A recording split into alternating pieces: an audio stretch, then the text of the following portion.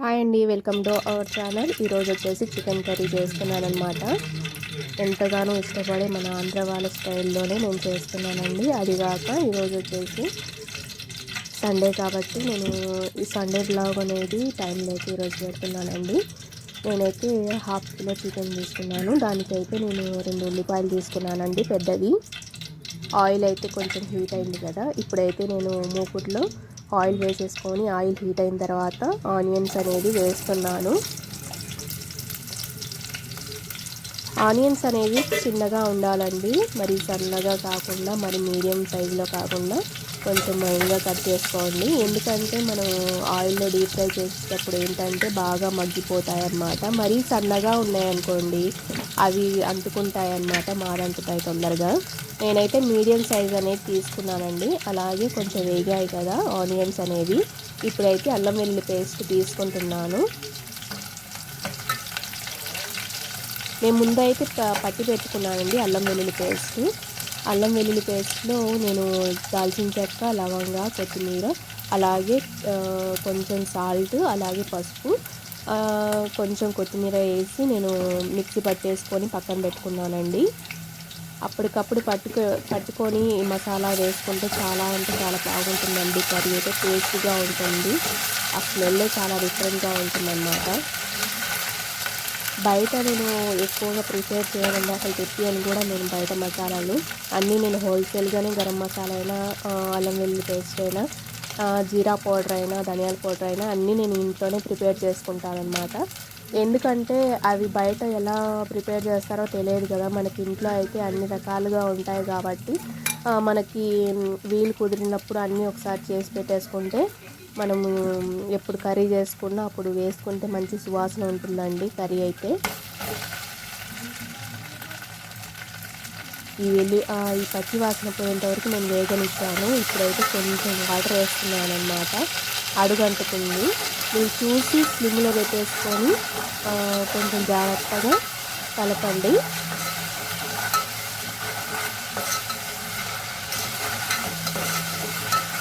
మీలో ఎంతమందికి chicken curry అలాగే రాగి సంగతి ఇష్టమో నాకు కామెంట్ బాక్స్లో చెప్పండి.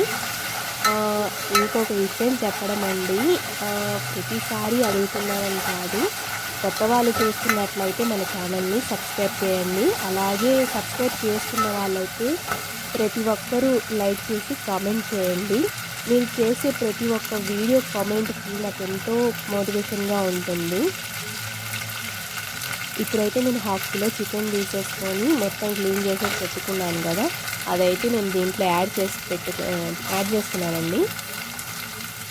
మరీ మీడియం సైజులో ఉండకూడదు, అలాగని చిన్న చిన్న పీసులుగా కూడా ఉండకూడదండి. చికెన్ అయితే ఒక మొయిన్గా ఉండాలన్నమాట. ఎందుకంటే ఎక్కువగా పెద్దగా ఉన్న చికెన్ ముక్కలు ఉడకవన్నమాట ఒక్కోసారి. నేను హాఫ్ కిలో తెప్పించాను కదా, హాఫ్ కిలో అయితే నేను కుక్ చేయడం లేదండి. ఎందుకంటే అంటే ఈవినింగ్ డిన్నర్లోకి అయితే నేను పాలక్ కర్రీ అండ్ ఆలు చికెన్ వేసి నేను కర్రీ చేయాలనుకొని దాంట్లో నుంచి ఒక 100 గ్రామ్స్ తీసేసానండి.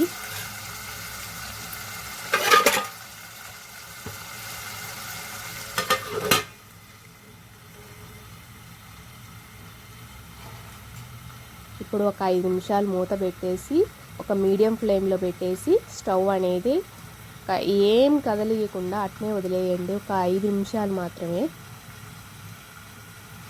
హై ఫ్లేమ్లో మాత్రం అస్సలు పెట్టొద్దండి.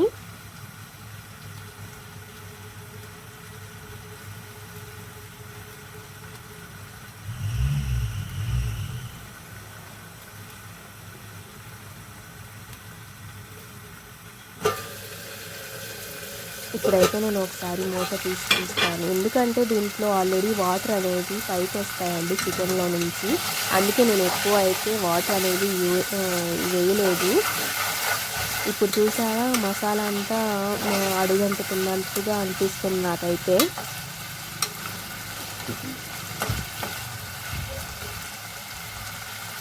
ముక్క ఉడకడానికి మాత్రం కొంచెం టైం పడుతుందండి.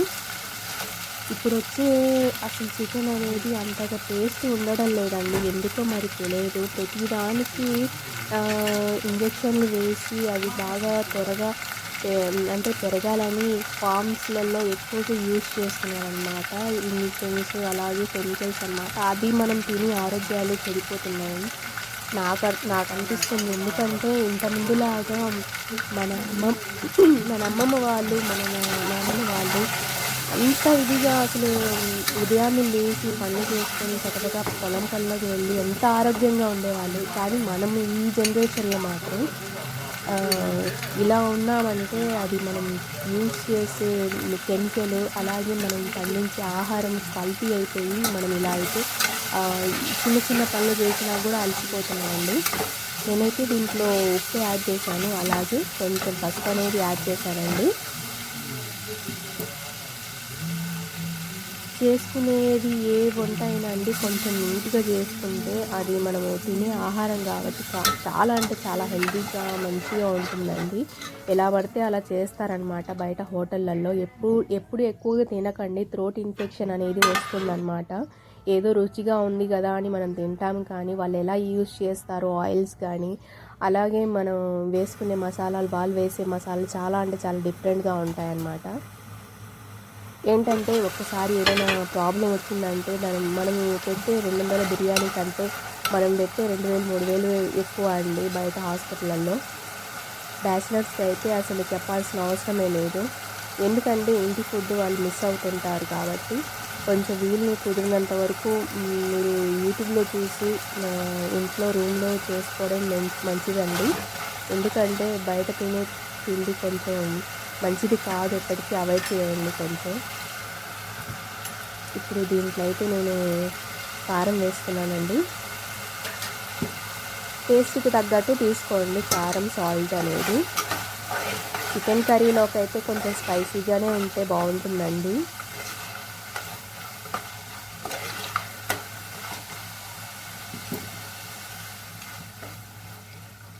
కొంతమంది అయితే అసలు ఉప్పు కారం చాలా అంటే చాలా తక్కువ తింటారు. అది అలా తినడం కూడా చాలా మంచిదే అండి. ఇక్కడ నేను ఆల్రెడీ కొబ్బరి పేస్ట్ అనేది పట్టి పెట్టేసుకున్నానండి. కొబ్బరి, కొత్తిమీర వేసి పేస్ట్ పట్టాను అనమాట.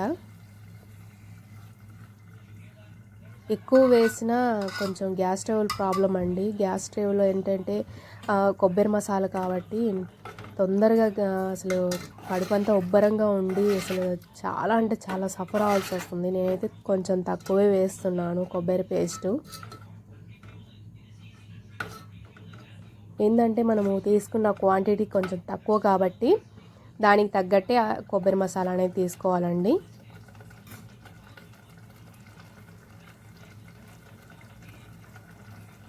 ఏదైనా సమయస్ఫూర్తిగా మనము చేసే పని మీద దృష్టి పెడితే అది నిజంగా అండి ఆ పని అయితే చాలా చక్కగా నీట్గా అయిపోతుంది అనమాట. నేనైతే ఫుడ్ విషయంలో చాలా అలర్ట్గా ఉంటాను. ఏదైనా ఫుడ్ ప్రిపేర్ చేస్తే మాత్రం కంపల్సరీ నేను ఏ ఆలోచన పెట్టుకోనండి. వంట రూమ్లో వెళ్ళినప్పుడు మాత్రం అన్ని ఇంగ్రీడియంట్స్ వేస్తాను, ఏది మిస్ అవ్వనివ్వను. అలాగే ఏదైనా గుర్తు రాంది కూడా గుర్తు తెచ్చుకొని మరి నేను ప్రతిదీ వేస్తానన్నమాట.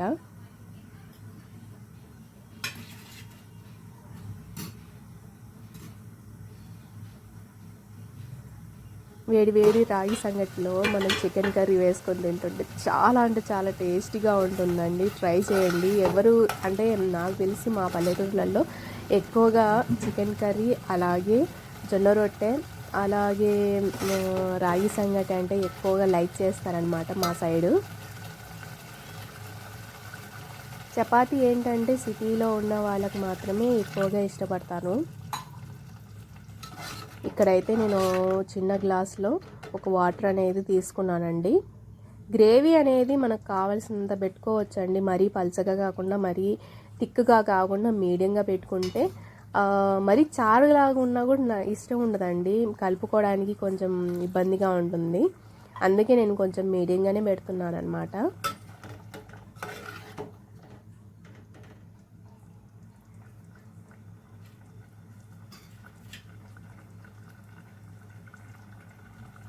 లాస్ట్లో వచ్చేసి ధనియాల పొడి అండి. ఇదైతే కంపల్సరీ యాడ్ చేయాలి. మనం ఇంత చేసినా లాస్ట్లో ఏదో మర్చిపోయాడనే ఫీలింగ్ ఉండకూడదు. అలాగే చికెన్ మసాలా, అలాగే గరం మసాలా నేను ఇంట్లోనే ప్రిపేర్ చేసుకున్నాను. అది కూడా ఒక వీడియో అనేది నేను అప్లోడ్ చేస్తానండి. ఎలా చేశాను హోల్సేల్ గరం మసాలా ఇంట్లో అనేది ప్రతి ఒక్కటి నేను వీడియోని అనేది చూపిస్తాను ఇంకొక వీడియోలో. ఐ హోప్ ఈ వీడియో నచ్చినట్లయితే లైక్ చేయండి, షేర్ చేయండి, కమెంట్ చేయండి. మీరు చేసే ప్రతి ఒక్క లైక్ నా వీడియోకి సపోర్ట్గా, మోటివేషన్గా ఉంటుంది. ప్లీజ్ గైస్, మీరు ఇంతగా సపోర్ట్ చేస్తున్నారు నా వీడియోస్ని.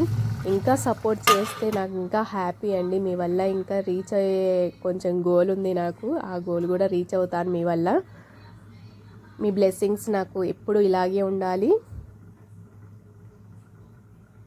ఇంకా మూత పెట్టేసి ఒక 10 మినిట్స్ పాటు ఇదైతే ఉడకనియాలండి.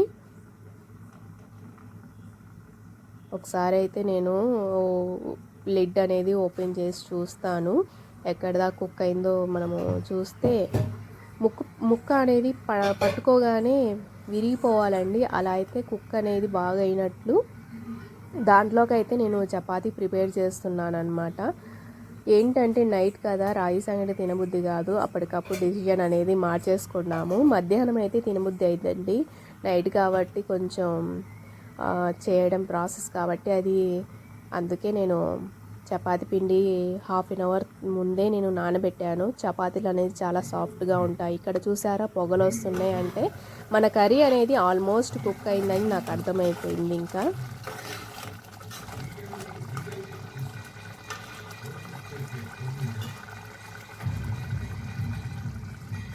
ఇప్పుడు వచ్చేసి నేను స్లిమ్లో పెట్టేశాను. అలాగే నేను ఇక్కడ కట్ చేసుకున్న సన్నగా కట్ చేసుకున్న కొత్తిమీర అనేది దీంట్లో అయితే యాడ్ చేస్తున్నానండి.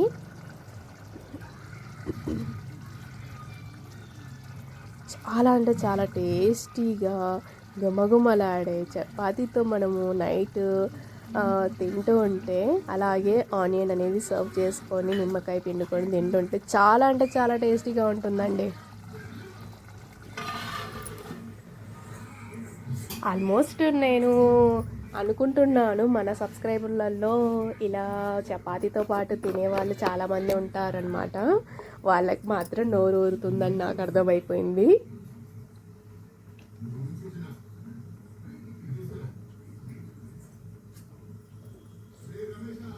ఒక 10 మినిట్స్ వదిలేసాను అలాగే కొత్తిమీర వేసి.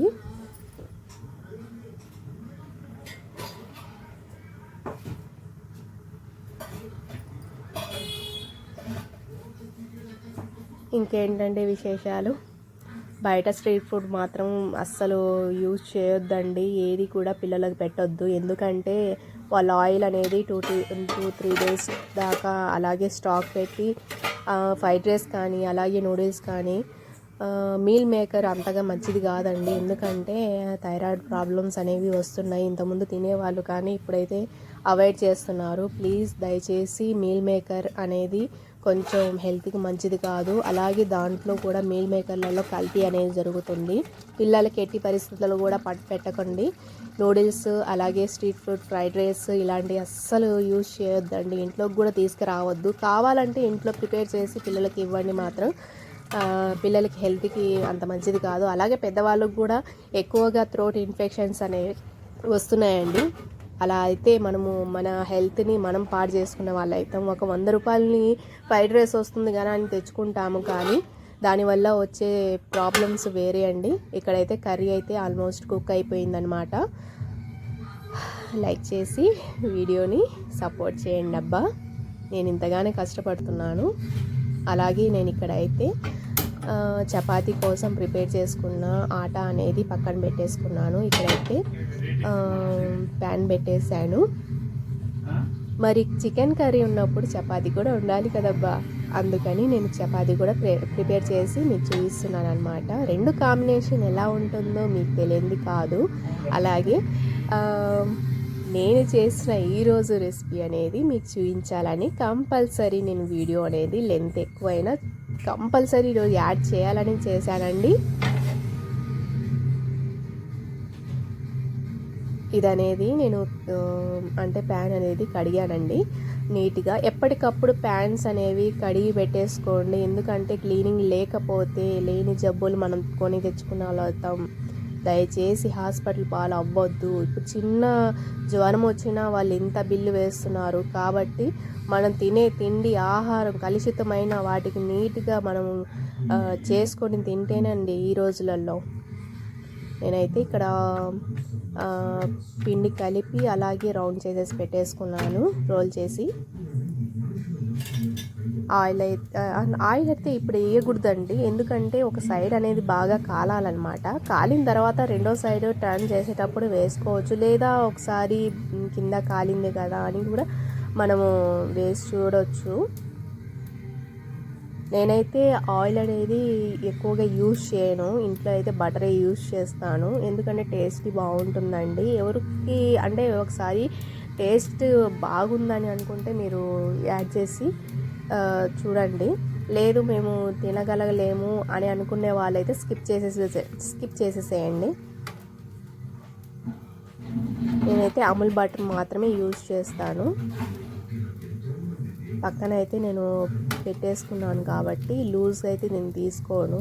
అన్ని కంటైనర్లో వేసి అయితే నేను అప్పటికప్పుడు ఆయిల్ లాగా చేసి అదైతే యూజ్ చేస్తానండి.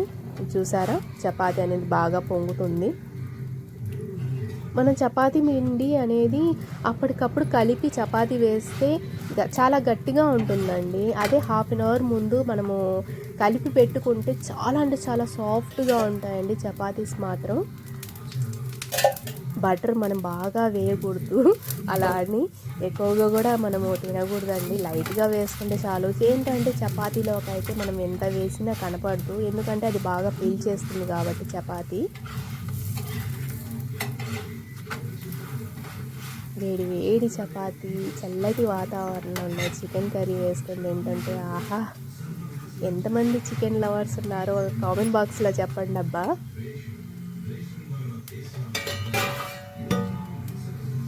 రెండు పక్కలైతే బాగా కాల్చుకున్నాను. ఏంటంటే కొంతమంది అటు ఇటు తిప్పకుండా ఒక సైడే కాలుస్తారండి, అలా కాల్చకొద్దు. ఎందుకంటే కొంచెం బాగా కాలిస్తే మాత్రం చాలా అంటే చాలా టేస్టీగా ఉంటుంది, పచ్చివాసన అనేది ఉండదు చపాతీలో. అలాగే ఒక సైడ్ కాలి ఒక సైడ్ కాలకుండా అలా ఉండకూడదండి. రౌండ్గా తిప్పుతూ మనము చపాతీని అయితే కాల్చాలి, ఆయిల్ అనేది వేస్తూ.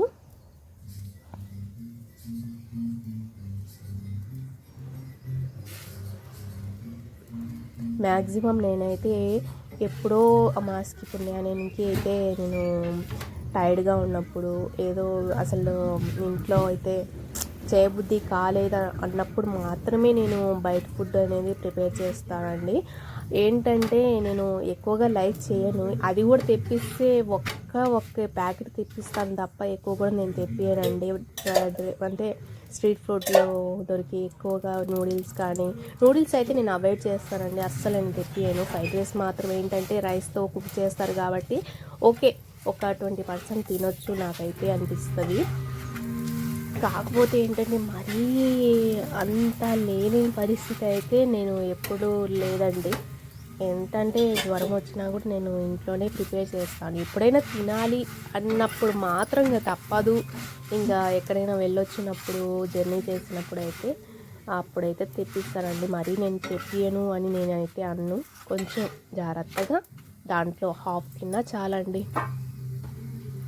ఇక్కడ చూసారా, నేను చపాతీ కూడా ప్రిపేర్ చేసేసాను.